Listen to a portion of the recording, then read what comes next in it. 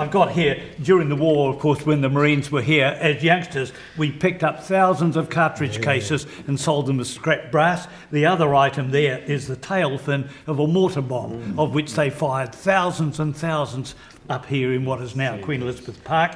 And once again, we gathered those as scrap metal. And I can remember so often if we were here for term or Christmas holidays, when our dad went back into Wellington to work on a Monday morning, we would give him the sacks, and next Friday night when he came out, the first question was, "Dad, how much did you get for the scrap brass?" Because then my sisters and myself and our cousins all had to share the money for the scrap brass.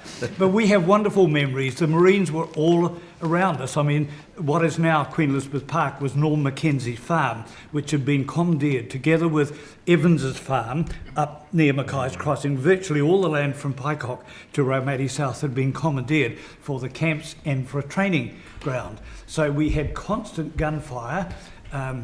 We had Marines in jeeps and half-track armoured cars and tanks. And our first memory, I'm sure Pam will reinforce this, of the tanks is sitting to dinner one night and hearing a rumbling sound.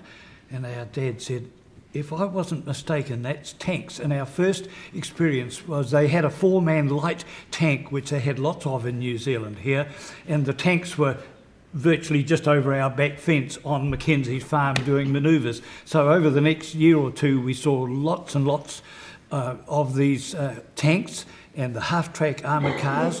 In fact, the roads in Raumati South were largely chewed up in all that time, because when a track vehicle goes around, the inner track is stopped as the means of steering. So every time they went round a corner with one track stopped, one Caterpillar track stopped and the other one driving, imagine what it did to the roads. So the roads were constantly chewed up, as was all the farmland of Mackenzie's farm, now Queen Elizabeth Park, and we got used to this. But the gentleman earlier talked about the generosity of them. As youngsters, when they were out in the hills on manoeuvres, and we got close to them, they would so often give us a 10-shilling note or something and say, "Laddie, or kids, can you go and buy me some ice cream?"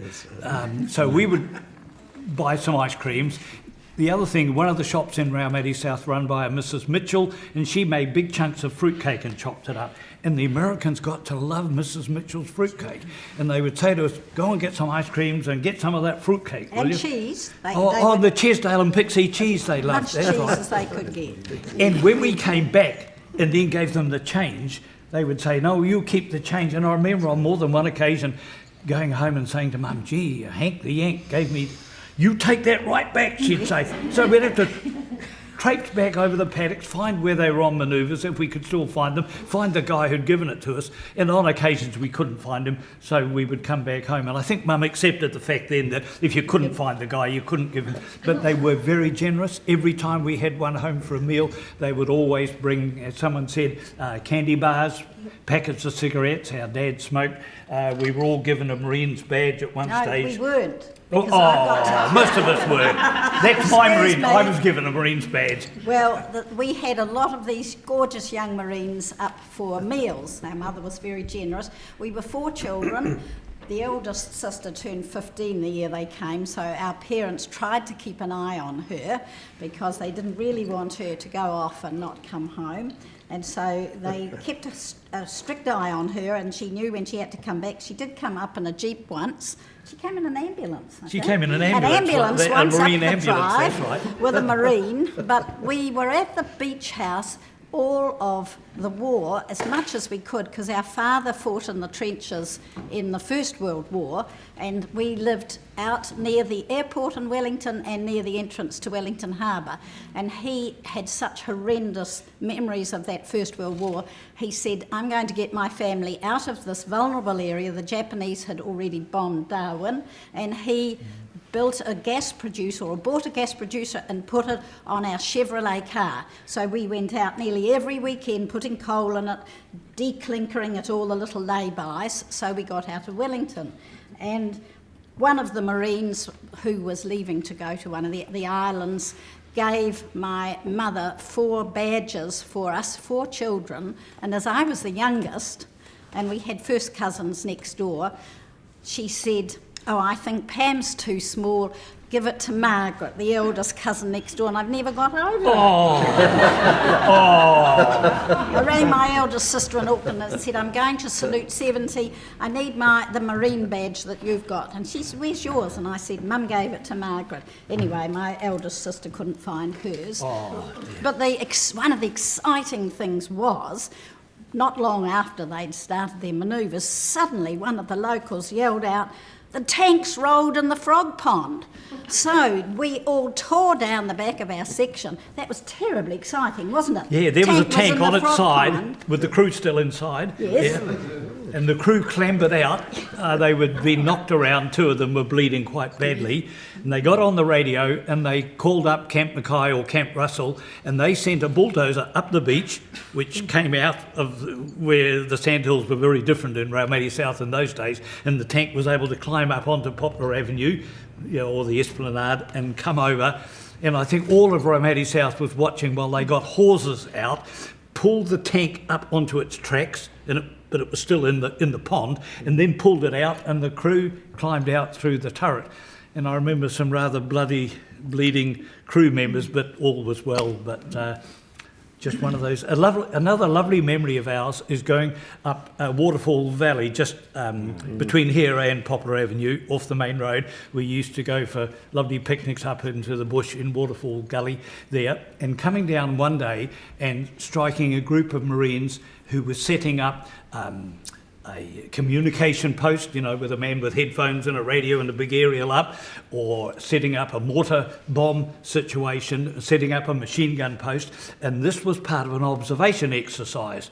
And I think we said to them, gosh, you're pretty hidden away there. Yeah, they said no one's allowed to see us. Further down, as we got close to the state highway, the level crossing, which is now closed off, we struck a group of Marines, and they said to us, they were walking up, they said, hey, have you seen any military activity? I said, yep, a few hundred metres up. A few hundred metres up, and makes the marker on the right, you'll find a guy with he set up a communication, he's sitting there with his headphones on and a big aerial up, and I said, a few hundred metres further up, there's a guy set up a machine gun post.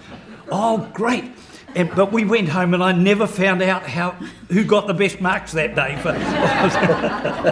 I think we let the side down. We had cousins that stayed with at my grandmother's house next door, and our 2 mothers, we walked miles and miles. We'd walk up to Paraparam, way up the Valley Road for picnics, picking blackberries, up Waterfall Gully. But one of the favourites was going down the beach to the Whareroa stream. And we can both tell the story. But this day we were going down, and we always had a enamel mug on a string over our shoulder and the pan to build a fire and cook sausages.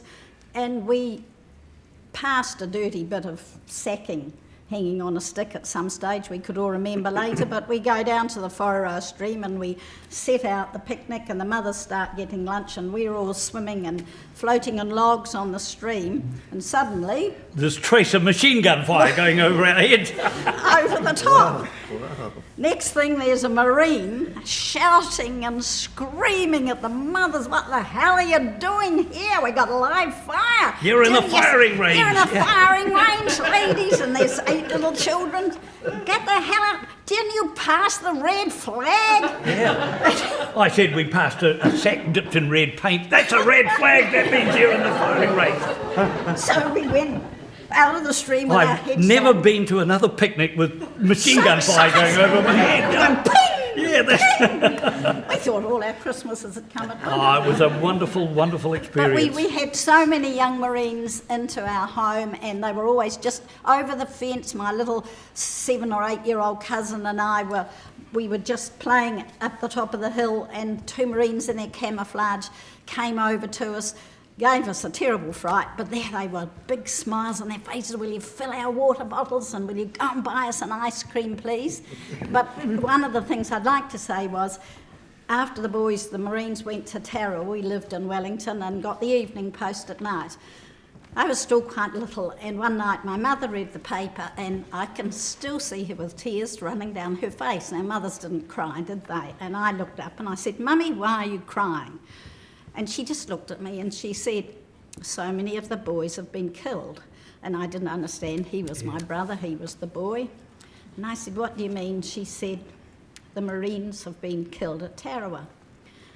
And I still looked at her and I said, but they're not your boys. And she said, but we got to know them so well, darling. And then she said, they're only 18.